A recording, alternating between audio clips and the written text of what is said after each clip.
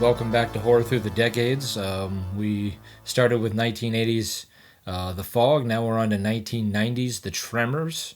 It was directed by Ron Underwood. He's directed a lot of really good TV, but he's mainly a TV director. He did, however, direct Pluto Nash, the remake of Mighty Joe Young, and City Slickers. But after that, pretty much just went right to TV. Stars Kevin Bacon.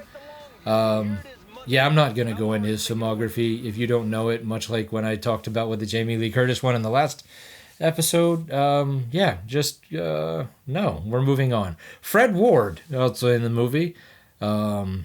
He was in 30 Minutes or Less, Sweet Home Alabama, Corky Romano, Joe Dirt, Road Trip, Uncommon Valor, The Right Stuff. So he was one of those guys that was around for a long time, just a solid, hey, it's that guy, Michael Gross, who most people probably, well, my age anyway, remember him as the dad from Family Ties. So this is a very different role for him. And then he's pretty much been the only person to be in the entire Tremors franchise. And then you have Reba McEntire, country music legend. This is her first movie. She did do a couple other things, Little Rascals, and then she had a show called Reba. But yeah, this was her first movie. And then Victor Wong, who's kind of another one of those that guys. Big Trouble in Little China, Three Ninjas, The Last Emperor. And then there was a little girl named Ariana Richards, who was in this movie, who has not really done a lot, but she was in one other movie 3 years after Tremors. Maybe you've heard of it. She was taking on slightly bigger creatures than what she takes on in this movie, Jurassic Park. She was one of the main characters in Jurassic Park. So, all right. Tremors has gone on to give us 7 movies, one TV series, a couple of weird mobile games or other kind. I don't know. They've tried a lot, and I don't think it's dead. I think there's another movie coming, or at least they were threatening to do another movie. Most of them are like direct to streaming or the Sci-Fi Channel. The franchise has gotten really weird. The first movie, however, has a 7.2 on IMDb, an 88 on Rotten Tomatoes, and a 65 on Metacritic, which is kind of high for them. It was on a $6.4 million budget and a 16.6 box office, so a lot of people consider it to be kind of a flop, but, I mean, it made money, but it went on to become a cult classic, and clearly, because we have 7 Tremor movies, people didn't hate it very much. I know Kevin Bacon talked about at the time it was kind of a career disappointment for him, but he's gone on to say that it was actually one of the most fun he ever had on a set. He was just in a really weird place at the time, and hindsight being 2020, he really enjoyed that movie. Also, to get the rating down to what it was, you can tell in several places that they've dubbed over words. It wasn't like a TV cut. They were just like, we don't want this to be R-rated. We want it to be PG-13. So one of the most obvious is Kevin Bacon is screaming into the radio and he says, "Mother Humpers." And you're like, that just seems really out of place. There's a reason. They were trying to get it down in the ratings.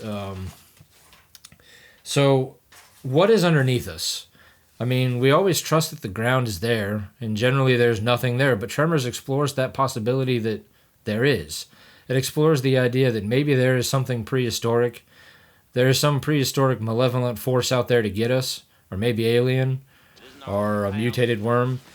The film never really gets into the aspect of that, and of that particular part of the creature. That's more future films, so we're not going to talk about it very much. The two main characters, Valentine and Earl, which would be the Kevin Bacon and Fred Ward characters, live in a small town of Perfection, which has a population of 14, so kind of an ironically named town. Although I guess if you want a small town, then that would be a great name. But the town is kind of out there in the middle of nowhere, desert Nevada town. They're doing odd jobs, just yearning for something more, and then something else comes along in the form of 4 creatures that become to be known as the Graboids. They have no sense of sight. They only hunt by vibration and noise. So joining them is a college student who is randomly in the town studying seismology. Her name is Rhonda. A survivalist couple, Bert and Heather, who are Michael Gross and Reba McEntire, and very, very against cast for what Michael Gross was on Family Ties. Like it's like he was like, I'm gonna do something incredibly different, and there's some other random people of the town of 14, but most of them are just there to be killed because, well, this is a horror film after all. It's not much of a horror film, but it is technically. It definitely leans more into the humor than a straight up horror film. But there are some pretty good practical effects. The creature, they seem to do a lot of it with actual like model and like puppet. And so like a lot of it looks pretty good compared to like really bad CGI that would be the oh, the mark of the future of the franchise. This might be one of the more family-friendly films that Horror Through the Decades has ever tackled.